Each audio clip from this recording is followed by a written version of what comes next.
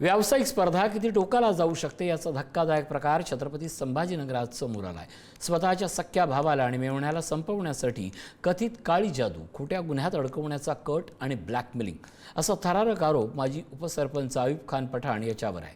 चालकानं पोलिसांकडे तक्रार केल्यानंतर या प्रकरणाचा पर्दाफाश झाला असून न्यायालयानं आरोपीला 6 दिवसांची पोलीस कोठडी सुनावली आहे।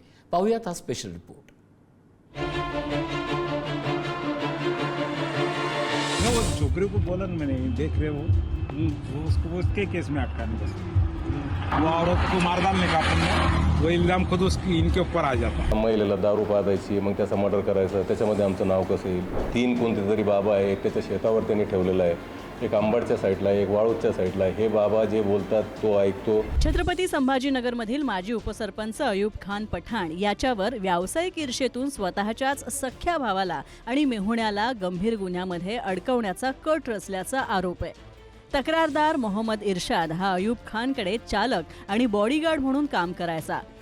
त्याने सातारा पोलिसांकडे दिलेल्या तक्रारीनंतर या धक्कादायक प्रकरणाचा उलगडा झाला। पोलिसांच्या प्राथमिक तपासानुसार आरोपीनं मेहुण्याच्या कार्यालयात गांजा ठेवून त्याला अंमली पदार्थांच्या गुन्ह्यामध्ये अडकवण्याची योजना आखली होती। त्याचबरोबर वाळूज परिसरामध्ये निर्जन भागामध्ये एका मांत्रिकाच्या मदतीनं कथित काळ्या जादूचे प्रयोग केल्याचाही आरोप आहे। झाडावर फोटो ठेवून विधी केल्याचे आणि त्याचं मोबाईलमध्ये चित्रीकरण केल्याचं तपासामध्ये समोर आलंय।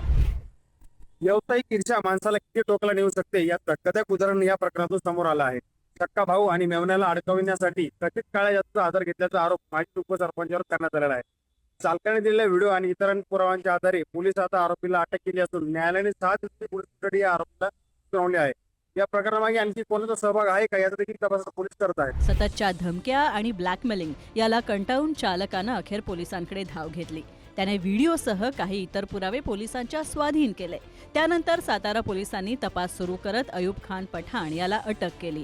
न्यायालयानं आरोपीला 6 दिवसांची पोलीस कोठडी सुनावली असून या प्रकरणामध्ये आणखी काही धागेदोरे मिळतात का याचा तपास आता सुरू झालाय। माझा सक्का भाऊ मोठा अयूब खान म्हणून, त्याला मी सातारा ग्रामपंचायतमध्ये निवडून आणलं, उपसरपंच केलं, बरीच त्याला मदत केली। पण ते काय आता ते जादू टोना, काळी जादू काय त्याच्या नादाला लागलं। ते बाबा कोणते दिवस कोणते कपडे घालायचे, कोणत्या मार्गाने जायचं, कोणत्या दिशेने जायचं, हे प्रकार घडू लागले।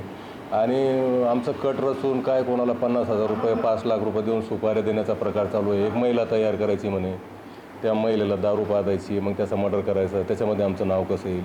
3 कोणते तरी बाबा आहे, त्याच्या शेतावर त्यांनी ठेवलेलं आहे, एक आंबडच्या साईडला, एक वाळूच्या साईडला। हे बाबा जे बोलतात तो ऐकतो आणि त्यांच्या पद्धतीने काम करतो किंवा त्यांच्या पद्धतीने काय ते भानामती करतो। याच्यामध्ये काही घातपात झाला त्याला जबाबदार कोण। व्यावसायिक स्पर्धा, वैयक्तिक वैर आणि अंधश्रद्धेच्या कथित आधारावर गुन्हेगारी कट रचल्याच्या आरोपामुळे हे प्रकरण आता चिंतेचा विषय ठरलाय।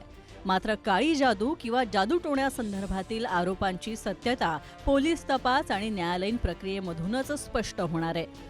या कटामध्ये आणखी कोणाचा सहभाग होता का याचाही तपास आता पोलीस करतायत। सुमित पवार, पुढारी न्यूज, छत्रपती संभाजीनगर।